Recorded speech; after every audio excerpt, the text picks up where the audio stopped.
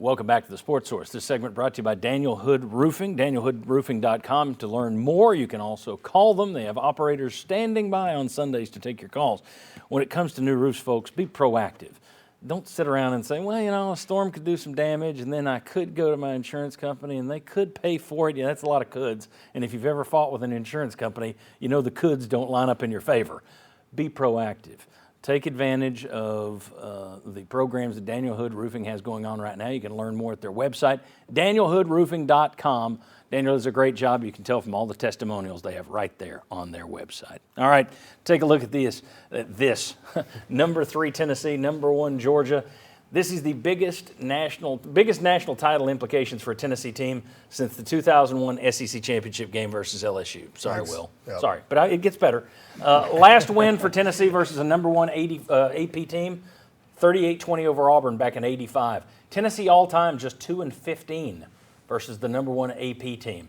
UT has lost 13 straight versus the number 1 AP ranked team, 14 straight if you count the number 1 coaches poll team. None of that's good. Last time Tennessee was in an AP top 5 versus top 5 matchup, though, Will, 34-32, Tennessee wins at Florida in 2001. You like that one? And here's one in orange.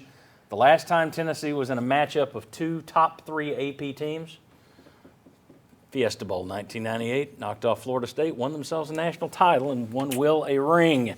So this is a huge game, monster game. Everybody knows it. I still can't believe that we're talking about this. What a tremendous job by this coaching staff and by this team. I'm just going to ask you, keys. What are the keys to victory for Tennessee against Georgia down there in Athens? I think Tennessee's got to hit big plays like they've been doing most of the year. I think it's hard and Tennessee doesn't nickel and dime you down the field, but I think you've got to hit big plays. I think if you get in the red zone, Georgia's defense is really good. I think that's part of what you've got to do. The other thing is, and you put up a stat earlier, Tennessee's given up, 2.9 yards a rush?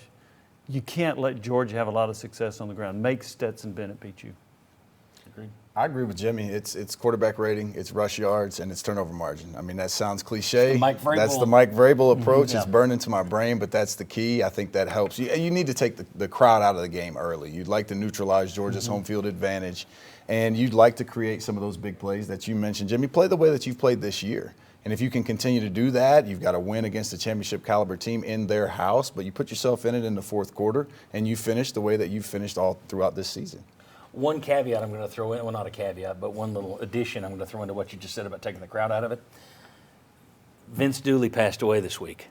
They have not played a home game since that. This will be the home game where they honor Vince Dooley, where they have a lot of guys come back. We saw with Tennessee basketball this past year against Kentucky basketball, the day Joe B. Hall died, Kentucky came out and I think they shot 107% from the floor. I watched the Chicago Bears, who wouldn't know who George Halas was, fight like the devil to beat the Patriots and just kicked them up and down the field when Belichick was trying to break Halas's record this past week. Sometimes that stuff matters. A team's just looking for a reason to fight, and that Dooley thing could play a bad timing deal for Tennessee. Josh, keys for Tennessee. So when I say Tennessee needs to keep doing what it's doing, that's obvious, but I say that because they've lost a safety on Georgia's side for the season. They have a freshman who's really talented, Malachi Starks, but you see, hey, are you going to communicate correctly against what we're going to try to do? Nolan Smith with an injury. If you're able to attack some guys that haven't been in the game or haven't seen what Tennessee does, Tennessee then can put stress on Stetson Bennett to try to keep up with Tennessee. So I'm looking at it, I'm looking at this, and I'm going to consider the offense is going to get theirs on Tennessee, that we're going to figure that part out, and they're going to score. But so on defense, I look at this and I go, okay, it's once again first down. Are you winning on first down there?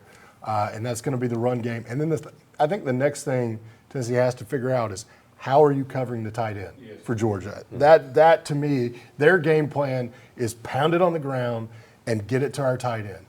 Take those things away, you make Stetson the guy that has to beat you.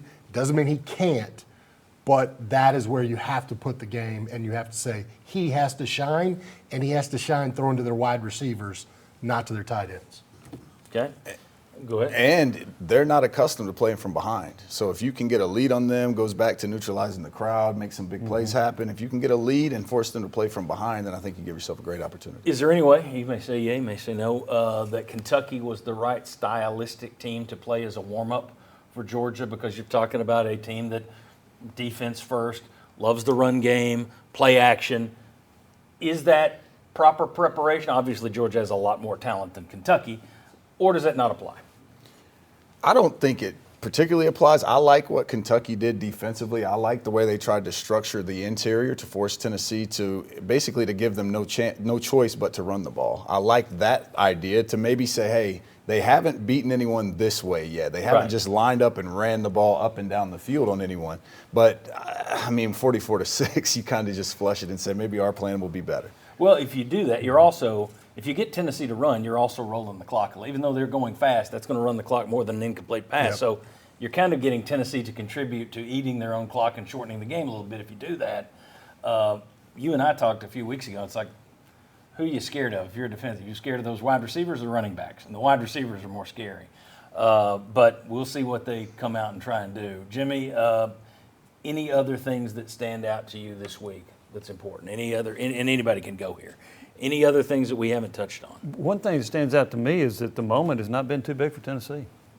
Whether it's Alabama, Florida, LSU going out, they beat ranked opponents. They beat them badly in some cases. Two on the road.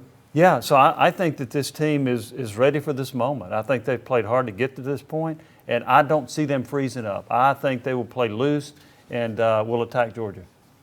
Agreed. I think at the end of the day, if you win the turnover battle, I think we're good enough now to say that is the deciding factor. You win this game or you lose this game based on that. I don't know that anyone can stop this offense. Famous last words, but I can see this offense as it did at Pitt. I think it can struggle at times. I think you can shoot yourself in the foot as they did on that second drive last night. But I have a hard time picturing even if Alabama can't stop you, if Kentucky can't stop you, I don't know that Georgia's going to come out and hold you to 17 points like they did last year. So It is don't stop yourself. Yes. Always. And Yeah. I think the defensive goal is probably in this game is how do you keep them below 30? You're not thinking as a defense that you're going to – I think that's where a defense goes in with Tennessee right now is go, if we can keep them below 30, we're probably going to win. But that's your game plan. I had the number for the Alabama game. It was if you got over, what was it, over 30? 30. Over 30? I got a number for Georgia. I got a number for Georgia. We're going to tell you what the number is next. Come on back. We're going to do our SEC rankings, see where Tennessee is, and we're going to play Will They or Won't They with the VFLs. Come on back.